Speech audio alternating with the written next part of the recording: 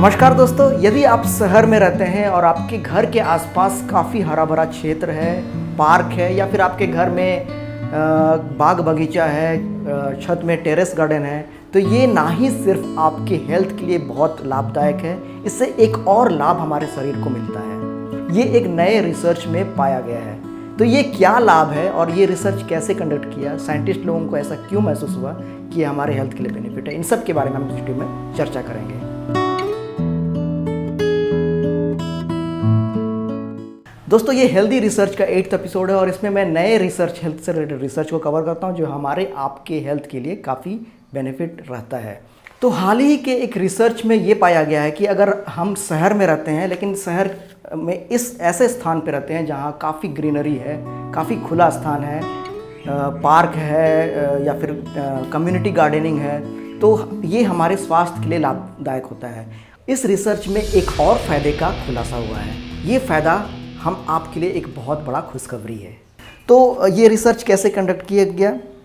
ये research actually USA में conduct किया गया और इसमें इस रिसर्च के लिए CARDIA स्टडी से डाटा कलेक्ट किया गया। Coronary artery risk development in young adult, ये एक स्टडी है जिसमें 18 से लेकर के 30 उम्र के लोगों को इसमें रजिस्टर किया जाता है और फिर उनको 30 साल 35 साल तक के लिए फॉलो अप किया जाता है, जब तक उनको किसी प्रकार का हार्ट डिजीज़ या हृदय रोग ना हो जाए।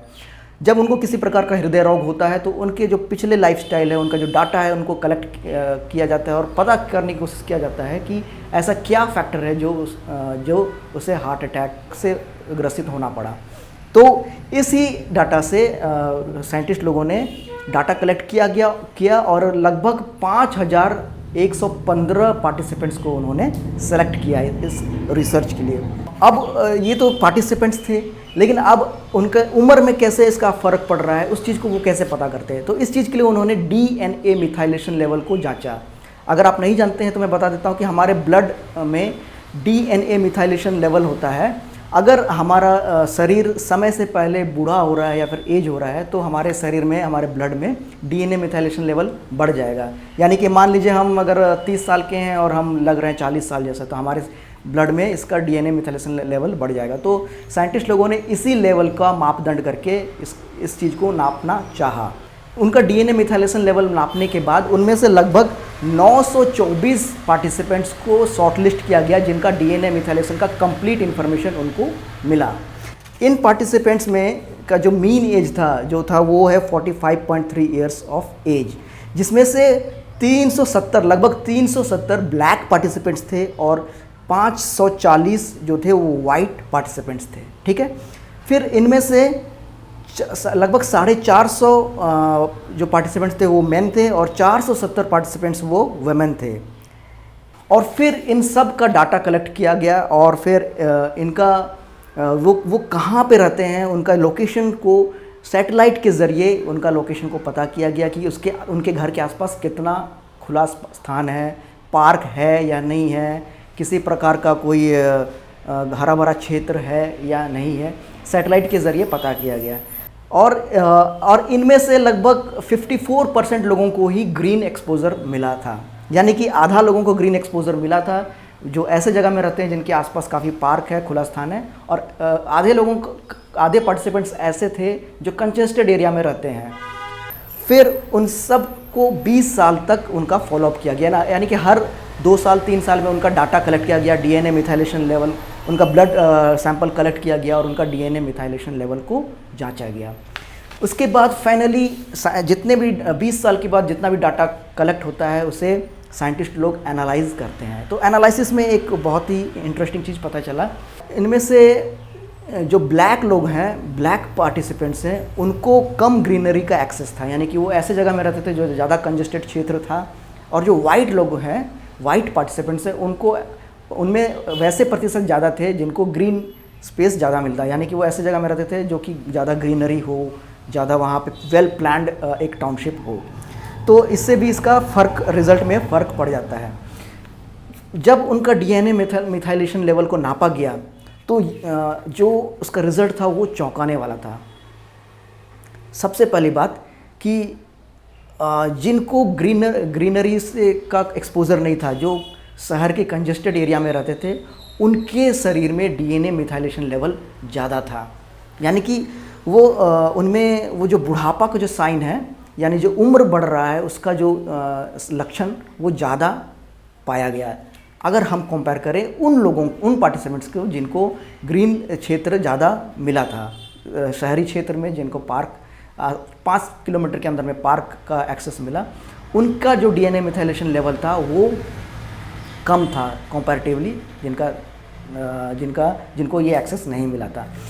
और इससे एक और बेनिफिट है जो साइंटिस्ट लोगों ने पाया है, इससे हमारा बायोलॉजिकल एज जो है वो 2.5 साल घट जाता है। यानी कि हम दूसरों से अगर कंपेयर करें जो शहर में कंजेस्टेड एरिया में रहते हैं, जिनको ग्रीनरी का कोई एक्सेस नहीं है, उनसे हम 2.5 साल कम ज़्यादा हम यंग लगते हैं।